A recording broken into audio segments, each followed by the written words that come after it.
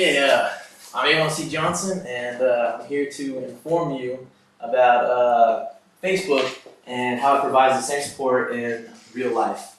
Several studies of social networking have taken place in the past several years, and basically Facebook was launched back in 2004, and since its launch it has increased in numbers by the millions each year of Facebook users. And new research finds online social networks feel more emotionally supported and are more trusting of others.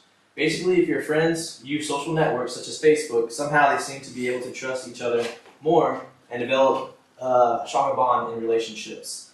Facebook users find that having friends not only in this three-dimensional world are beneficial and are also even more relationships can be developed in the cyberspace social generated networks. In our three-dimensional world that we live in, everyone can agree that physically being there in times of trouble and in times of joy can be really beneficial to everyone's friendships. As stated by Kate Daly, senior article editor of Newsweek, she claims that it is impossible to replace the warm feelings of brain-boosting endorphins that come from human and on-human contact, and you can't send someone a casserole through Facebook. Daly mentions this after the previous sense of the death of her son, and Facebook friends could not imitate that of friends stopping by in the physical sense. Friends can contribute more in the physical world by providing gifts and support physically, and more emotion by physically being there to be able to have someone that she can cry on their shoulder. And companionship is another great aspect that comes from being present. Having several groups of friends can be very exciting, and it can help motivate each other to stay physically fit or to compete against each other in a fun game of basketball. In a social network, this isn't physically possible. I have a friend back home that I used to be able to challenge all the time in outdoor activities, but even a quarter halfway around the world, it prevents us to actually physically being to be able to have that companionship that we once had. Social networking has taken a new toll on how people make friends and communicate. Facebook is one of the most popular and widely used by people around the world. Emotional support through Facebook is a revolutionary way at communicating with those not just closest to you, but all over the world as well. Emotional support is provided by those who are in need. Whether it's in mourning or joy, it can be felt by others reading their posts, and responding to them and acknowledging someone is there without being physically present. Honest by Comm from the editorial of Newsweek. Honest self-presentation may enhance happiness rooted in social support provided by Facebook friends. In addition to documenting the beneficial effects of Facebook on users all over the world. Several studies have found a positive association between Facebook and the use of life satisfaction. Honesty is a key, and we need to be able to trust our friends online much as those physically and those with us socially in our networks. With this being said, it can greatly increase bonds between relationships. As mentioned by Kiss, she found that Facebook users reported having more close relationships and friendships and being more trusting of others than non-Facebook users. With the heavy users of at least 43% are more likely than other users to trust other people more. Companionship without being present is presented by a number of Facebook friends, subjective well-being, and social support. A suspect of peers and engage in mutual companionship support intimacy, and friends are not an important source of emotional and practical support and are thereby considered a key element of happiness.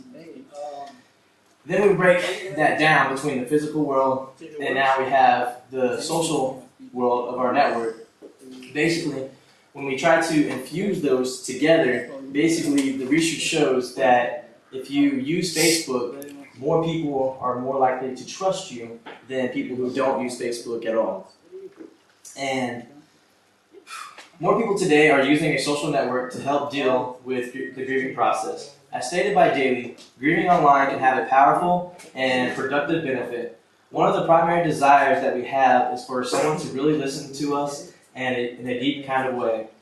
They want to be listened to. Sharing the grief on social network sites and her subject spell listened to and a more visible, and doing so helped them heal.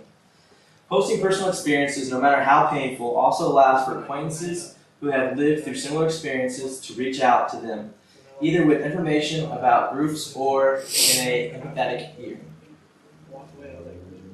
Also mentioned by Kim, one possibility is that the more Facebook friends one has, the more social support one is likely to receive from the friends on an aggregate, which in return make the users more happier. And basically, in my conclusion of what I'm trying to inform you of, is that just for a second, I want you to imagine a world with closer friends and families who now can provide the same support as those in real life. Having a life in social network and in the physical state might help provide a healthier lifestyle. The success of Facebook social networking has created better lifestyles, and for many people, and it could help many more as well. If people can find a better world through simply a computer-generated reality with the physical state in which we live, the union between the two can create a better world for everyone, and to be part of, and even distances halfway around the world, relationships can be established and joys of our time here on earth can be shared.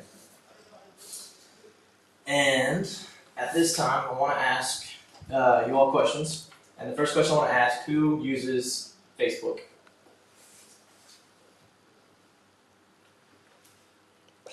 So, pretty much everyone uses Facebook.